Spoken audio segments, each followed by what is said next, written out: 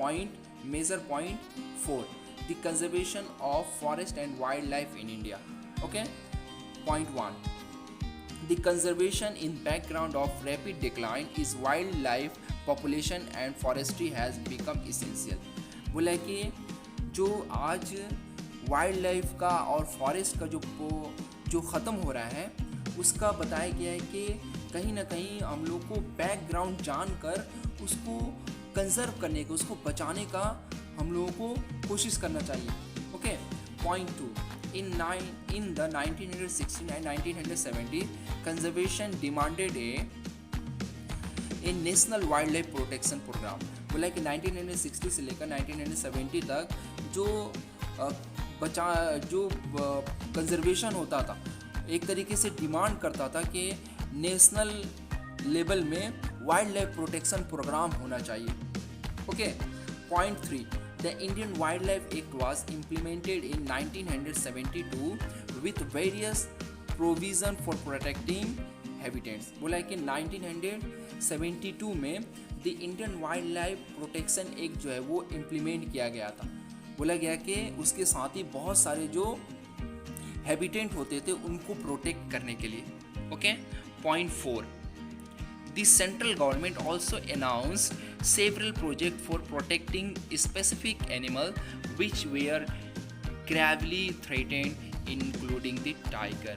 बोला कि central government ने अनाउंस किया था कि बहुत सारे प्रोजेक्ट के लिए बताया गया कि प्रोटेक्ट करने के लिए ऐसे एनिमल्स को जो कि ख़तरे में है उनकी पॉपुलेशन ख़त्म होने का, जिसमें बताया गया है कि टाइगर है. Okay, point 5, we have given full or practical or partial legal protection against the hunting and trade through India. बोला है कि हम लोगों ने कहीं ना कहीं पूरे तरीके से या थोड़े बहुत तरीके से सही मानों में हम लोग जो एनिमल्स को हंटिंग करना और उसका ट्रेड करना है उसको लीगल तरीके से हम लोगों ने अलाउ कर दिया है. और इस तरीके से बताया गया है कि लीगल प्रोटेक्शन हम लोगों को लाने की ज़रूरत है. Okay, point 5, Indian wild life protection act. Point 1, an act for the conservation of biodiversity of India. बोला है कि ये एक्ट है जिसके थ्रू जो बायोडाइवर्सिटी है इंडिया का उसको कंजर्व किया जाता है. Okay, passed in 1972. बोला ये पास्ड हुआ था 1972 में. 3, the contains list of protected species in the country. बोला है कि इसमें जो लिस्ट है वो बहुत सारे एनिमल्स को प्रोटेक्ट करने का एक लिस्ट बनाया गया है कि कौन सा एनिमल्स होगा इस लिस्ट में जिसको प्रोटेक्ट करना है. Point 4, the ban on hunting was impose. बोला गया है कि इसमें जो हंटिंग किया जाता था, एनिमल का शिकार किया जाता था, उसको बैन कर दिया गया है. Okay, Indian wild life protection act में. Point 5, legal protection was provided to the habitat of endangered species. बोला जा रहा है कि सही तरीके से एनिमल्स को प्रोटेक्ट किया जाता था और बताया गया कि जो इंडेंजर्ड स्पेसीज है उसको सही तरीके से प्रोटेक्ट करने का एक लीगल प्रोसेस बनाया गया है. Okay, point 6, restriction on trade in wild life. बोला है कि जो वाइल्ड लाइफ का जो ट्रेड किया जाता था उसको रोक दिया गया है. ओके, इस Indian wild life protection act में. Point 7, established national park and wild life sanctuaries through the country. बोला है कि कंट्रीज में हर जगह जो है वो national park and wild life sanctuaries को इस्टेब्लिश करना यानी कि कायम करना. Okay, point 8, project such as project tiger, project elephant etcetera that were specific to a particular specific were formulated. बोला गया कि प्रोजेक्ट जैसे टाइगर प्रोजेक्ट, जैसे एलिफेंट प्रोजेक्ट, ये खास तरीके का प्रोजेक्ट जो है वो कुछ खास स्पेसिफिक्स के लिए हर तरीके से जो है वो बनाया गया था या बनाया गया है. Okay, point 9, project tiger initiated in 1973. बोला जाएगा टाइगर का जो प्रोजेक्ट है वो 1973 में शुरू किया गया था. Point 10, tiger population has dwindled to about 1800 from 50,000 in the early 20th century. बोला है कि 20th सेंचुरी में जो टाइगर का पॉपुलेशन है वो 1800 होकर रह गया, जो कि 55,000 जो हुआ करता था। Okay, so let's start point major point 6 the tiger project. Okay, Point 1 it was launched by the government of India in 1970। बोले ये गवर्नमेंट ऑफ इंडिया के थ्रू 1973 में शुरू किया गया था। Point 2 to save the endangered species of tiger in the country। बोला जो टाइगर की प्रजाति जो थी, जो खतरे में थी, उसको सेव करने के लिए कंट्री के अंदर में टाइगर प्रोजेक्ट जो है वो शुरू किया गया था। 3 The major threats to tiger population are poaching for the trade of tiger skin and bones, which are traditionally used in the medicine in Asian countries। बोला है कि जो सबसे बड़ा खतरा था टाइगर्स के पॉपुलेशन का वो है पोचिंग। पोचिंग कहते हैं जो इलीगल तरीके से एनिमल्स के रिसोर्स का ट्रेड करना। ओके, बताया जाता है कि इसमें स्किन का ट्रेड करना या बोन्स का ट्रेड करना, ये एक तरीके से बताया गया है कि जो एशियन कंट्रीज़ होती हैं वहाँ पर एक ट्रेडिशन बना हुआ है जहाँ पर मेडिसिन बनाया जाता है। Okay, point 4 other threatens are a shrinking habitat, depletion of prey base species and growing human population. बोला है कि दूसरा जो खतरा है वो श्रिंकिंग हैबिटेट। श्रिंकिंग कहते हैं कि पॉपुलेशन हुई, फिर एक जगह से दूसरा जगह जो है वो एनिमल चला गया। ओके, इस तरीके से आहिस्ता आहिस्ता उसको सूटेबल इन्वायरमेंट ना मिलने की वजह से उसकी प्रजाति जो है वो ख़त्म हो जाती है। ओके, इवन बताया गया है कि जो आज ह्यूमन पॉपुलेशन ग्रो कर रहा है, ये भी जो है एक ख़तरा है, जिसकी वजह से हम कह सकते हैं कि जो टाइगर प्रोजेक्ट, जो टाइगर है वो आहिस्ता आहिस्ता ख़त्म हो रहा है। Okay, now point 5 India and Nepal become the prime target for poaching and illegal trading because they provide natural habitat for 2/3 of the surviving of tiger population। बोला है कि इंडिया और नेपाल एक तरीके से सबसे आगे टारगेट में था यहाँ पर गैर कानूनी तरीके से जो ट्रेडिंग करने के लिए एनिमल्स के रिसोर्स का। बताया गया है कि 2/3 यानी 2/3 जो है वो पॉपुलेशन जो है वो टाइगर्स का वो इसी कंट्रीज़ में रहते थे या रहते हैं।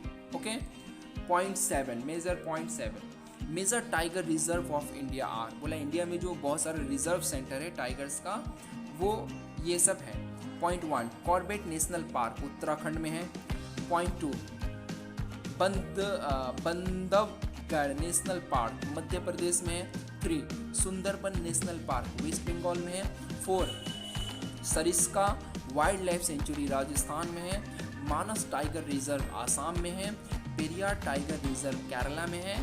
नागार्जुन सागर श्रीगैलम आंध्र प्रदेश टाइगर रिजर्व ये आंध्र प्रदेश में है और ये इंडिया का लार्जेस्ट जो है वो टाइगर रिजर्व सेंटर है। सो let's start point 8 types and distribution of forest and wild life resources. Different तरह का जो फॉरेस्ट होता है उसके बारे में और डिफरेंट तरह का जो वाइल्ड लाइफ रिसोर्स होता है उसके बारे में हम लोग डिटेल्स में डिस्कस करेंगे इस पैराग्राफ से। Okay, so let's start. Even we want to conserve our vast forest and wild life resources if we rather difficult to manage control and regulate them. बोला गया कि अगर हम खुद से भी चाहते हैं कि फॉरेस्ट और वाइल्ड लाइफ रिसोर्स को बचाया जाए तो बताया गया कि ये बहुत ही आसान नहीं है इसको मैनेज करना, इसको कंट्रोल करना और इसको रेगुलेट करना। Okay, point 1 types of forest. Reserve forest more than half of the total forest land are declared reserve forest are regarded as most valuable as far as conservation of forest and wildlife resources are concerned। बोला गया कि जितना भी forest है अपनी countries में उसका आधा से ज़्यादा जो है वो रिजर्व फॉरेस्ट है और ये बताया गया है कि इंडिया का सबसे ज़्यादा वैल्यूएबल फॉरेस्ट है।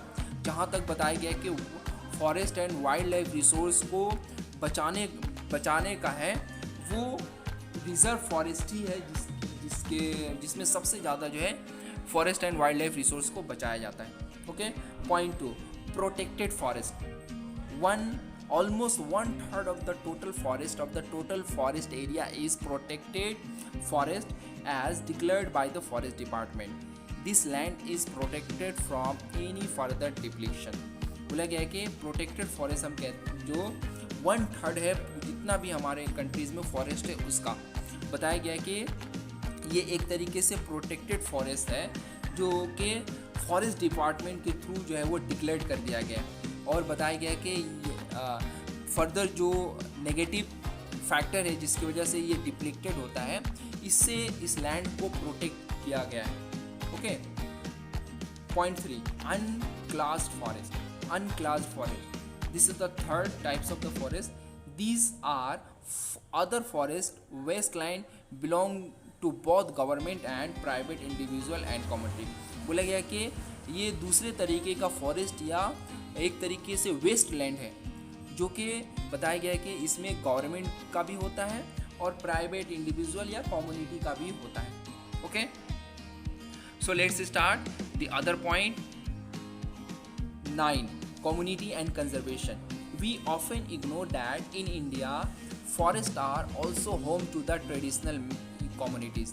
बोला गया कि हम हमेशा ये नज़रअंदाज करते हैं कि इंडिया जो फॉरेस्ट होते हैं वो कुछ खास लोगों का रहने की जगह होती है।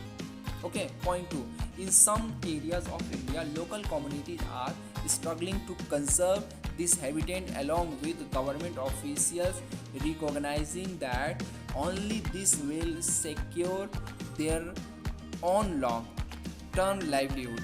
बोला गया है कि कुछ एरिया जो है इंडिया के अंदर में जो लोकल कम्युनिटी के लोग हैं वो आज एक तरीके से स्ट्रगल कर रहे हैं। ओके, अपने आप को बचाने के लिए बताया गया है कि कुछ गवर्नमेंट ऑफिशियल जो है के साथ, और साथ में ये भी बताया गया है कि वो खुद भी जो है अपने लाइवलीहुड को मेंटेन करने के लिए एक लंबे प्रोसेस में एक तरीके से कहीं ना कहीं वो लोग बच बचाव का प्रोसेस जो है वो अपना रहे हैं। Okay, point 3, the Alwar district of Rajasthan has declared 1200 hectares. Okay, बोला गया कि इसमें जो अलवार डिस्ट्रिक्ट ऑफ राजस्थान है इसने एक तरीके से 1200 हेक्टेयर जो है वो लैंड डिक्लेयर कर दिया है कम्युनिटीज़ के लिए। Okay, point 4, the famous Chipko movement in the Himalaya has not only successfully registered deforestation in the several area. बोला गया कि जो चिपको मूवमेंट है जो प्लांट्स को कंजर्व करने के लिए किया गया था, डिफोरेस्टेशन को रोकने के लिए किया गया था, बोला गया कि ये एक तरीके से ना ही सक्सेसफुली हुआ था बल्कि इससे जो डिफोरेस्टेशन है वो कहीं ना कहीं जो है वो रुका था। Okay, point 5, farmer and citizens group like बीज बचाओ आंदोलन इन तहरी and नवदन्या have shown that adequate level of diversified crop production without the use of synthetics। बोला गया कि जो फार्मर हैं और बहुत सारे जो सिटीजन्स के ग्रुप हैं, जैसे ग्रुप दिया गया है बीज बचाओ आंदोलन जो तहरी डैम्स के लिए हुआ था, और नवदन्या, ये सभी बताया गया कि हुआ था एक तरीके से जो डाइवर्सिफाइड तरीके से जो प्रोडक्शंस होता था उसके लिए बताया गया कि उसमें बगैर यूज़ का यानी सिंथेटिक्स जो फाइबर यूज़ होता था उसके बगैर। Okay, point 6, the programme has been formal existence since 1988 when the state of Odisha passed the first resolution for joint forest management। बोला गया कि ये प्रोग्राम पहली बार एक फॉर्मल तरीके से 1988 में जो है वो हुआ था। इसमें बताया गया कि उड़ीसा जो है वो पहला स्टेट था जिसने ये एक रिजोल्यूशन पास किया था जॉइंट फॉरेस्ट मैनेजमेंट का। ओके,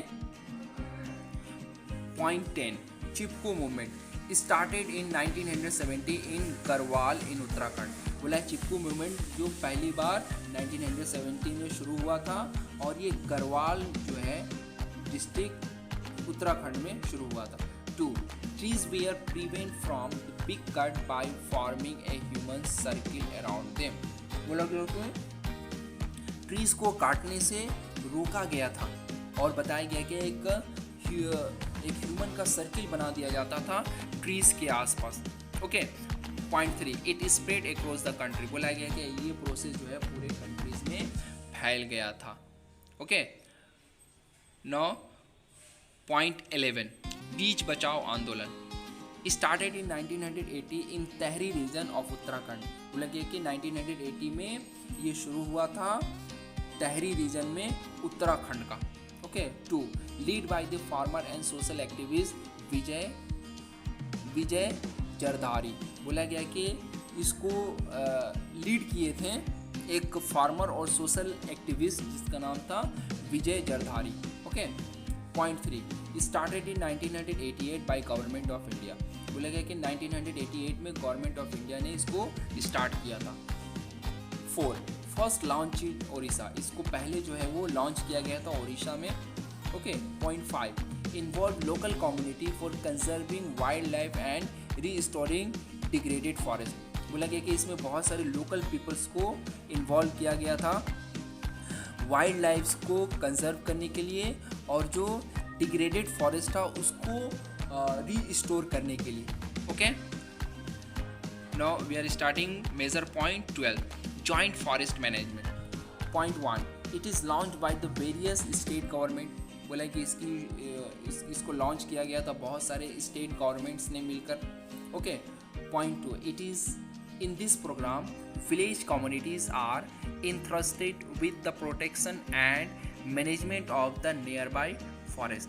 बोला कि इस प्रोग्राम्स में जो विलेज की बहुत सारी कम्युनिटी होती है उनको रखा गया था, साथ में बताया गया कि प्रोटेक्ट करने के लिए और मैनेज करने के लिए फॉरेस्ट में के आसपास में। Okay, point 3, areas concern are usually degraded और इवन फॉरेस्ट एरियाज। बोला गया कि ऐसा एरियाज जो होता था जो एक तरीके से इसकी नेचुरल क्वालिटी ख़त्म हो गई थी, इस इवन बताया गया कि इसमें कुछ फॉरेस्ट एरिया होता था। Okay, point 4, the first state to start the programme was Odisha in 1988। बोला कि पहला स्टेट था ओडिशा जिसने इस प्रोग्राम को शुरू किया था 1988 में। Okay, point 5, the communities are required to organize forest protection committees, development societies etc। बोला गया कि इसमें जो कम्युनिटी होते थे उनको ज़रूरत होती थी एक तरीके से फॉरेस्ट को प्रोटेक्ट करने वाला कमेटीज़, उसको डेवलप करने वाला कमेटीज़, या हम कह सकते हैं कि डेवलपमेंट सोसाइटीज़ जो इस तरीके से प्रोटेक्ट करते थे। Okay, point 6, each body has an executive committee that manage the day-to-day affair। बोला गया कि हर एक आदमी जो होता था एक तरीके से खुद से आगे बढ़कर कमेटी में और कमेटी था और वो एक तरीके से मैनेज करता था डे टू डे लाइफ में, डे टू डे जो है वो लाइफ को।